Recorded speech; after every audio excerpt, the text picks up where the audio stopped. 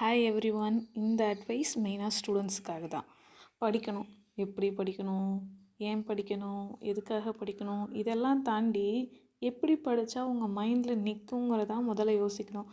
சில பேர்த்துக்கு அவங்க தனியாக உட்காந்து படித்தா பிடிக்கும். சில பேர்த்துக்கு யாராச்சும் சொல்லி கொடுத்து நான் கேட்டால் எனக்கு மனசில் அப்படியே நின்றுன்னு சில பேர் இருப்பாங்க.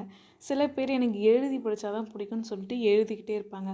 அப்போ முதல்ல உங்களுக்கு எப்படி படித்தா உங்கள் மனசில் பதியுங்கிறத முதல்ல கண்டுபிடிங்க. எப்பயுமே மற்றவங்கள அனலைசிஸ் பண்ணுறதுக்கு முன்னாடி உங்களை நீங்கள் அனலைஸ் பண்ணணும்.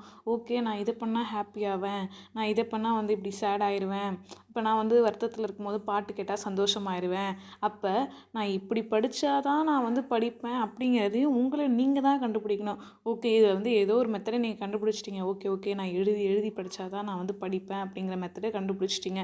அப்போ அடுத்து நீங்கள் என்ன பண்ணணும்? ஓகே, இப்போ கான்சன்ட்ரேட்டடாக நீங்கள் படிக்கணும். 25 மினிட்ஸ் படிங்க, 5 மினிட்ஸ் பிரேக் எடுங்க. இதுதான் எல்லோரும் யூஸ் பண்ணுற மெத்தடு. நம்ம எவ்வளோக்கு எவ்வளோ கவனமாக படிக்கிறோம், எவ்வளோ நேரம் படிக்கிறதுங்கிறது முக்கியமே கிடையவே கிடையாது. நீங்கள் 20 நிமிஷம் படித்தாலும் எவ்வளோ கான்சன்ட்ரேட்டடாக படிக்கிறீங்கன்னு தான் முக்கியம். அதனால் கான்சன்ட்ரேட் பண்ணுங்கள்.